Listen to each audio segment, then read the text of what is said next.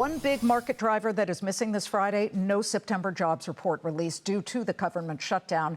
That's a crucial data point investors need to make decisions. Stuart Kaiser is one of those investors. He's a big whale on Wall Street, Citi's head of U.S. equity trading strategy. He joins me now live. Last time we had a government shutdown that knocked the jobs report, which is really important, the monthly jobs report, out of the picture, was about, I think, 13 years ago.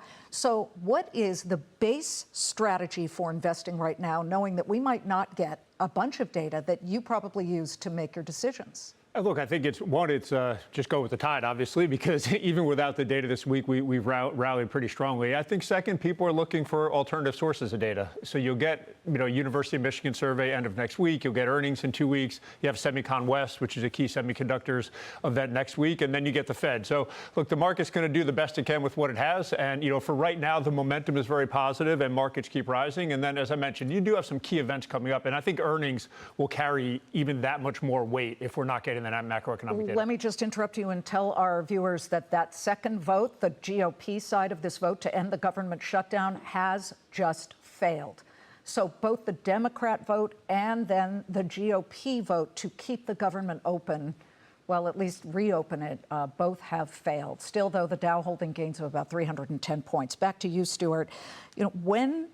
When you can't get this crucial data, you've just made a very interesting point that there are a lot of private organizations like ADP, which we got on Wednesday, that you can lean on for that. However, the market tends to move as a herd on that government data. So minus that, tell me exactly how you're doing what you need to do for your clients. Yeah, as I mentioned, you're looking for any information you can get. So both the ISN indices have employment, subcomponents. You'll get consumer sentiment, next week, and there's other high frequency third-party data sources, things like Trueflation and other things of that nature that people are looking for. Otherwise, again, I think the market right now is a little more susceptible to commentary from the Fed, for instance, and also flows. And really what we're seeing is a very bullish retail investor in particular that continues to push the market higher. And that's not too surprising. If you look at, approval ratings of the Congress, they're pretty low to begin with. So maybe the average retail investor isn't so concerned about a shutdown. The newbie on the Fed block is Stephen Myron. I don't know if you saw him in the green room yet, but I bet Stuart is going to try and pick his brain because that's Fed commentary. He is the new Fed governor, is he not?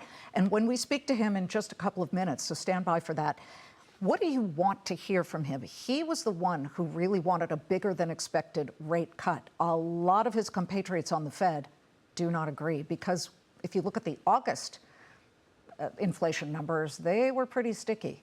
Yeah, look, I think what the market's looking at the Fed for and the new members is really the balance between growth and inflation risks as they see them, right? It does seem like the Fed right now is very much focused on growth, which we actually think is quite appropriate as we stand. And if that's the case, and if you want to cut 50 basis points, you must actually be very concerned about the weakness we're seeing in the labor market. So I think try to understand the balance of those two risks and how he's interpreting the labor market data is really key right now. So where do you go at the moment with your clients? I know that you like U.S. beta stocks, not too much volatility, but with high quality bias. Translate.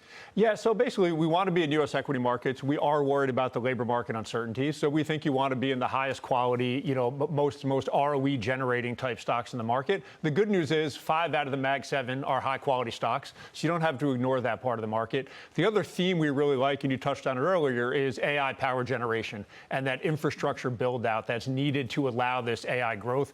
That is a theme that just has incredible power behind it. Pardon the pun there, but so we really like AI power generation as a theme. So stay in equities, be conservative with the stocks you own, and really, lean into this AI power gen story. So as we look at some of these AI infrastructure names, Vertiv Holdings, Bloom Energy, Constellation Energy, that's kind of a broadening slightly outside the lines of that basic AI main stock number. I should mention Palantir. I know you don't talk individual stocks, but Palantir is the worst performer on the S&P right now, sort of a headline-driven situation where they have provided the U.S. Army with a new portion of software, and apparently it's glitchy. And Reuters is reporting that there is a problem with it. We know that we're watching this stock, Palantir, down about 7% at the moment, 6 2/3%. So you can see that the Army comm system says it's deeply flawed, high risk. Something tells me Palantir's going to patch this pretty quickly. That said, beyond that trade, retail. You actually like retail. I find that interesting considering we're still questioning the health of the consumer.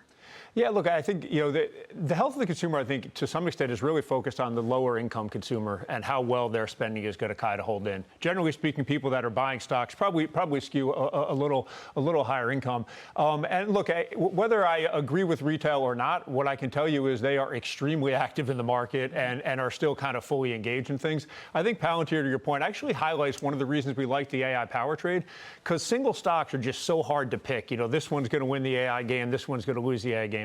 The fact is, we know they need chips and we know they need electricity. So kind of focusing on what I would call the higher Sharpe ratio, way to be in that AI trade, is sort of highlighted by the fact that you get Oracle up 40 one day, Palantir down 10 another day. That's really hard for an individual investor to bear. And this still works, your theory, with small fish and big whales?